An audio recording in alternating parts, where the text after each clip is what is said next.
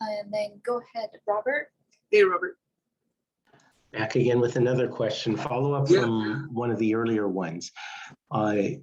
Different ages of kids, when should we not use oils? What oils should we start using at what ages, and what ages can we use pretty much anything? Oh, great question. Great question. Okay, so usually when the child is around 9 or 10, you can start treating them like an adult, but maybe just not as big of dosages. But the rule of thumb, like for children, I think we even have like a children kit, don't we? Like on the thing. And so it's like, it's instead of using something like eucalyptus or peppermint or something like that for respiratory issues, for children, green myrtle works the best. I mean, green myrtle just rocks it, right? So green myrtle, Roman chamomile for inflammation, spasms, colic, you know, emotional outbursts, you know, if they have even bad dreams, sometimes it will even help with that or Melissa. Melissa is really good because it's very soothing to the nerves, but it's also real pricey. So, you know, I don't think we included that in the kit just because we tried to make it price effective. But so Roman chamomile, mandarin is very good for soothing the child. It's antispasmodic. They usually like it. It can reduce anxiety. You know, it's kind of stimulating to all the body's processes, but not like how caffeine or sugar would be. It's just like how peppermint stimulates the body for an adult. The mandarin does it for the child. Thyme linalool. Thyme linalool is really great for fighting off infection in a child. Also really super good for treating liver issues in the child. I've treated, you know how sometimes babies are born and they have jaundice? I've treated it with thyme linalool, and I mean, it consistently works. And every once in a while it doesn't, but for the most time, and it's gentle enough to where you put like a drop or two in water and shake it up, and then just give them like a spoon or two. You know, you don't give them the whole glass, but you just give them a spoon or two, and then you do it a couple times in the day. And it will actually help improve the liver function kind of quickly. Lavender is like your go-to thing with kids. It's soothing, it's fortifying, it's super relaxing. You know, for like adults, one of the strongest sedatives is like spikenard or valerian. Lavender is that, but for a child.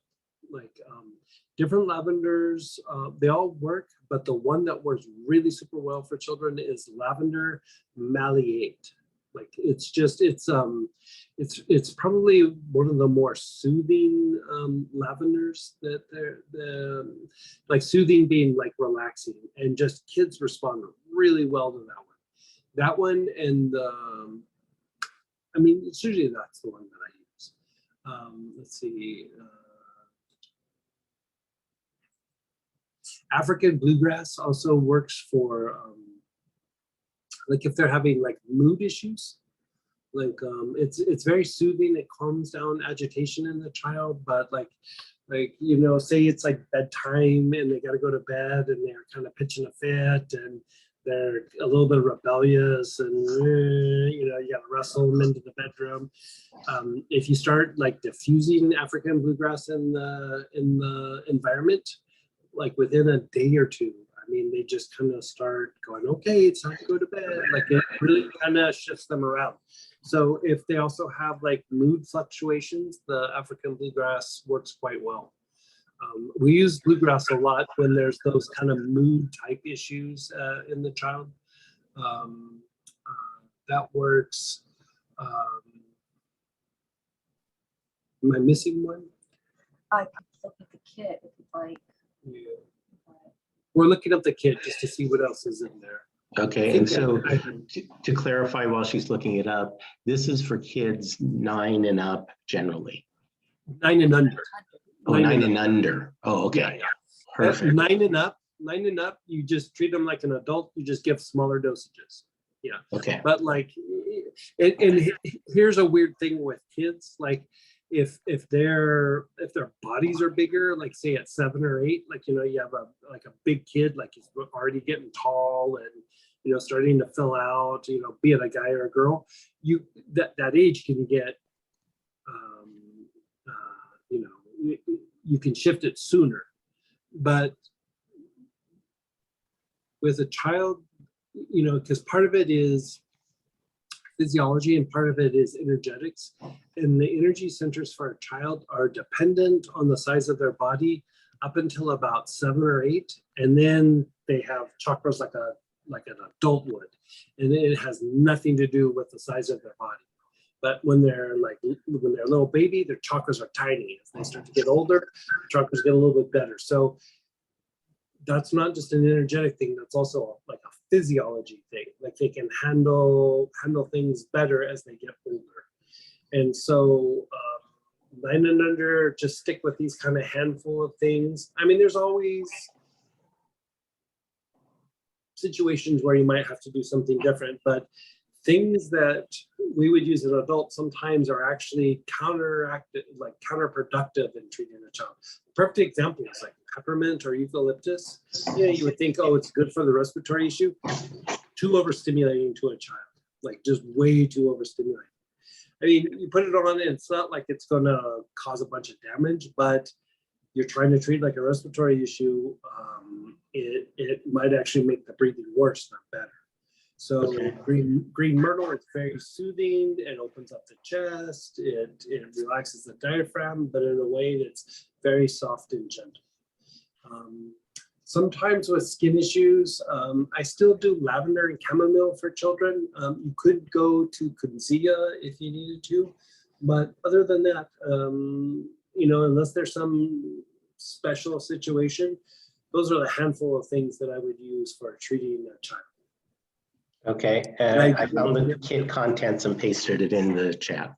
Oh, and tremendous. you did all of them. Yeah, good. Thank you. Yeah, you're so welcome. And then we're just gonna go back really quick. Like one more thing on that. So Melissa is really good for children. It's just that it's really expensive. It's crazy expensive. You can get like a tincture, like a glycerin-based tincture, so it's not alcohol-based, from the health food store. They don't always have it. You might have to order it. That could be a good supplement. And we also made like a spray where it's Melissa, but it's not, not crazy expensive. It's affordable. You could just, it's like spray it on the child and then kind of rub it on, kind of like a liniment. We made that Melissa spray specifically for dealing with children, and very calming and soothing to the nerves, very fortifying to the nerves. If they have nightmares, it's very good for that. Chamomile could be that way as well, but any sort of emotional, fluctuations or outbursts, bouts of anger, I usually go more to the chamomile than the Melissa, but the Melissa is very fortifying to the emotional body and to their nerves. I usually just use it in extreme cases, but I wanted to throw that in there in case you're having a troubleshoot an extreme case, so that you have something that you could draw upon. Thank you much. You're so welcome.